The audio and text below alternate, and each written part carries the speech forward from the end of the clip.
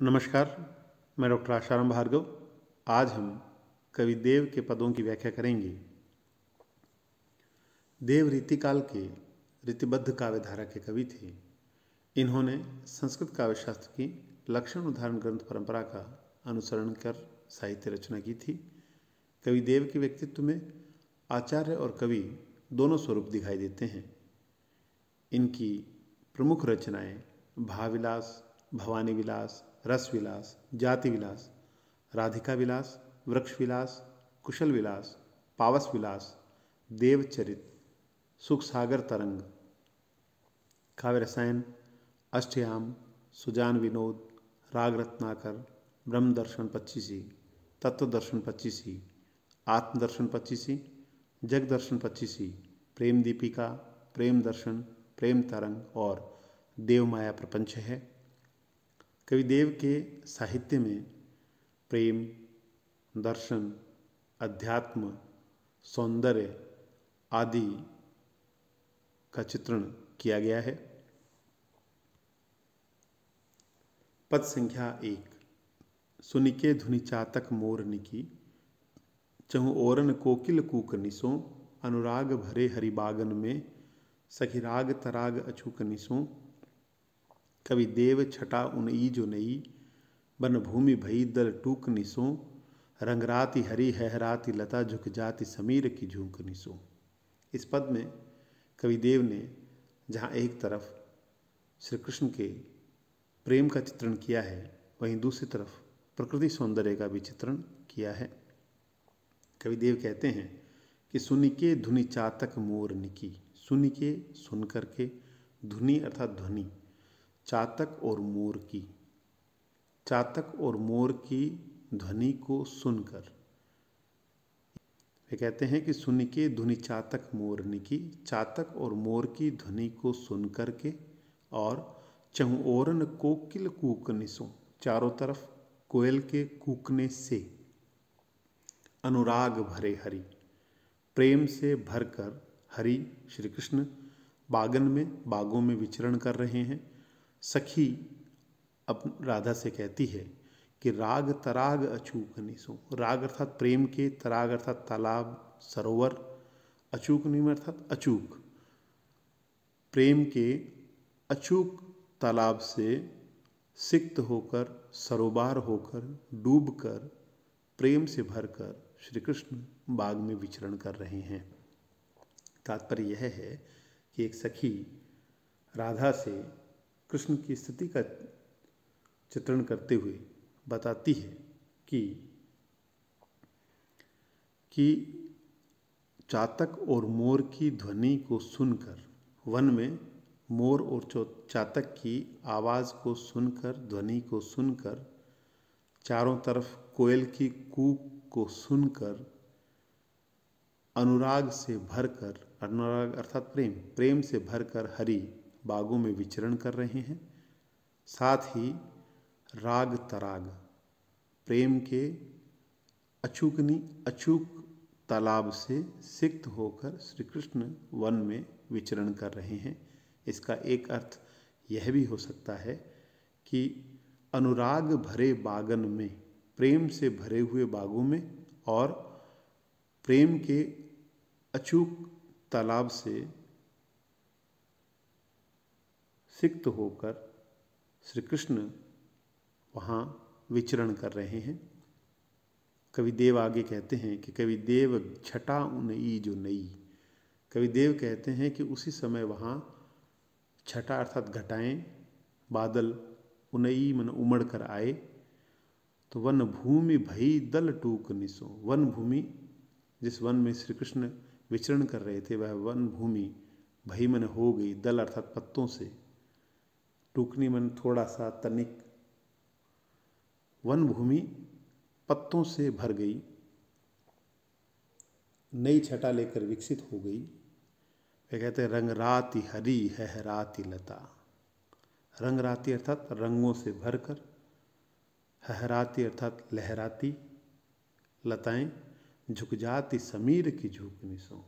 उस समय जो हवाएं चलने लगी, उस समीर के झोंकों से, उस हवा के झोंकों से लताएं भी झूमने लगी, लहराने लगी। इस प्रकार इस पद का तात्पर्य यह है कि श्री कृष्ण चातक और मोर की ध्वनियों को सुनकर, कोयल की पुकार को सुनकर प्रेम से भर जाते हैं और प्रेम के तालाब में ही वो डूबकर बागों में विचरण कर रहे हैं।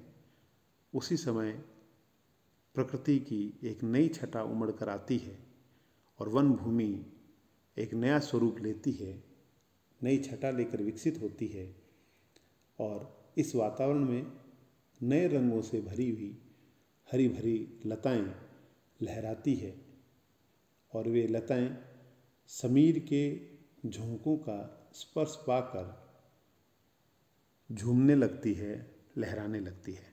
इस प्रकार इस पद में जहाँ एक तरफ श्री कृष्ण के प्रेम का चित्रण किया गया है, वहीं दूसरी तरफ प्रकृति का चित्रण भी किया गया है।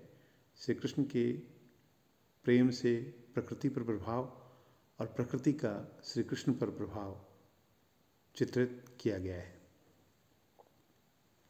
पद संख्या 2, सोवत ते सखी जान्यो नहीं, वह सोवत ते घर आयो हमारे, पीत पटी कटिसों लपटी अरु सांवर सुंदर रूप संवारे, देव अबे लगी आखिन ते वह बांकी चितौन टरे नहीं टारे, सपने में चित चोर लियो वह मोर री मोर पखो बनवारे।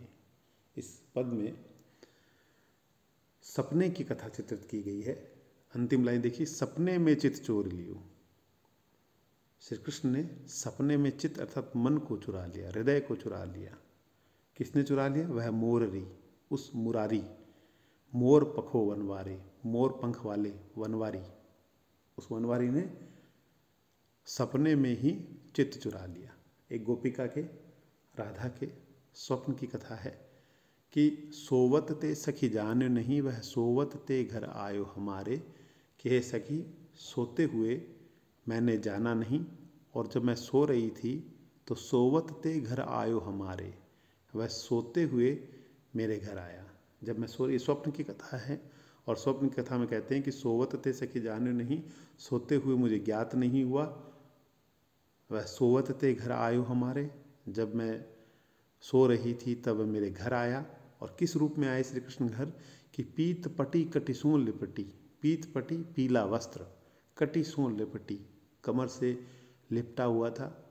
हम सभी जानते हैं श्री कृष्ण पीताम्बर पहनते थे, तो उनके उसी पीताम्बर पहने स्वरूप का चित्रण करते हुए गोपिका कहती है कि पीत पटी कटिसों लपटी, वह पीला वस्त्र उनकी कमर से लिपटा हुआ था, अर्थात उन्होंने पहन रखा था, और उस सांवरे सुंदर रूप संवारे, और वह सांवले सुंदर रूप वाले थे।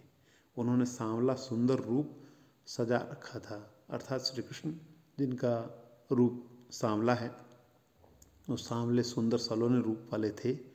कि देव अबे लगी आँखिन ते, देव कहते हैं अब लगी आँखिन ते, अब उनसे आंखें लग गई। आंखें लगना अर्थात प्रेम होना, और दूसरा आंखें लगना में आँखों से लग जाना।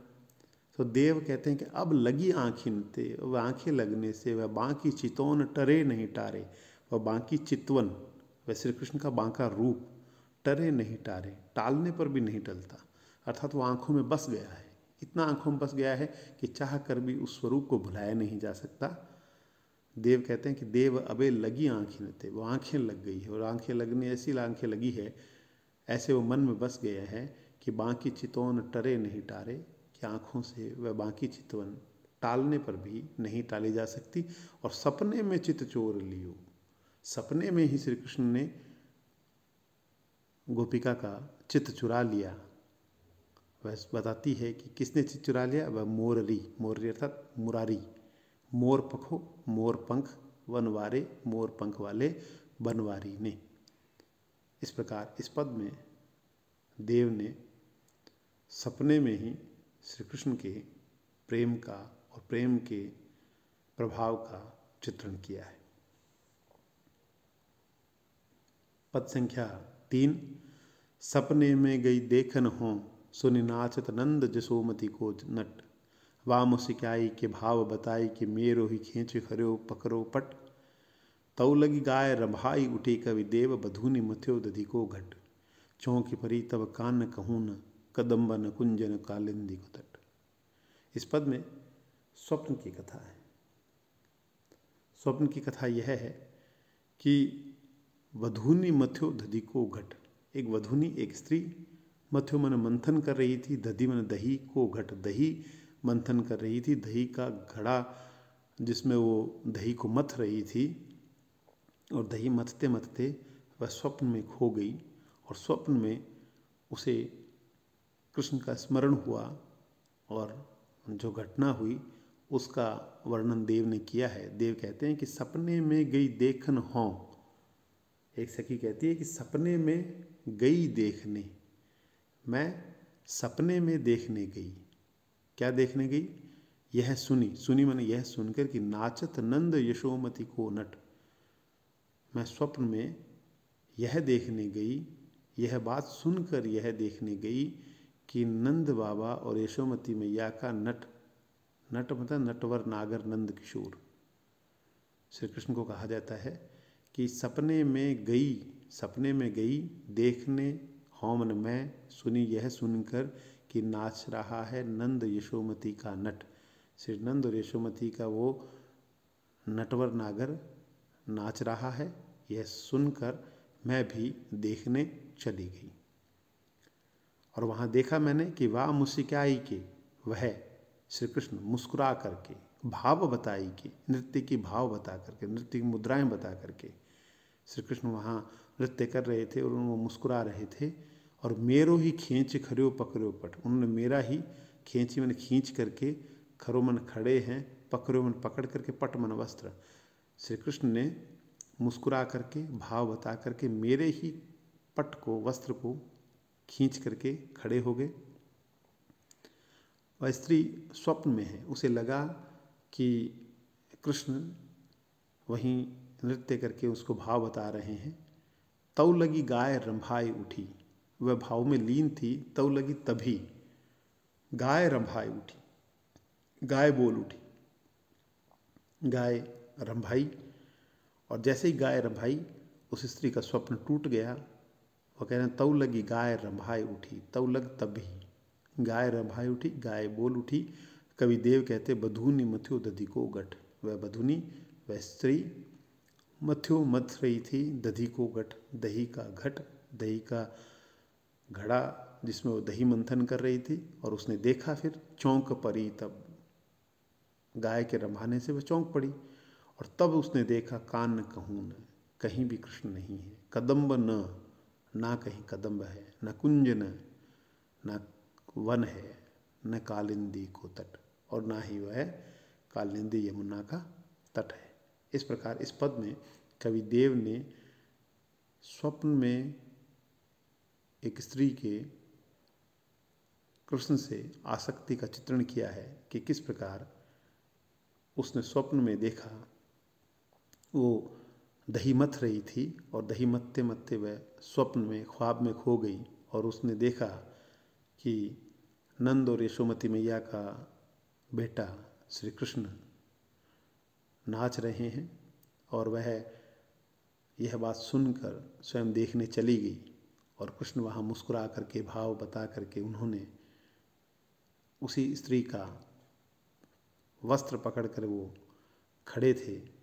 इतने में गाय रंभा उठती है, वो स्त्री चौंक जाती है, और चौंक कर वो उसे अनुभव होता है कि यह स्वप्न था, और वास्तव में ना वहीं वहाँ कोई वन है, ना कदम्ब है, ना कालिंदी का तट है। इस प्रकार इस पद में भी कृष्ण के मोह और प्रेम का चित्रण किया गया है। धन्यवाद।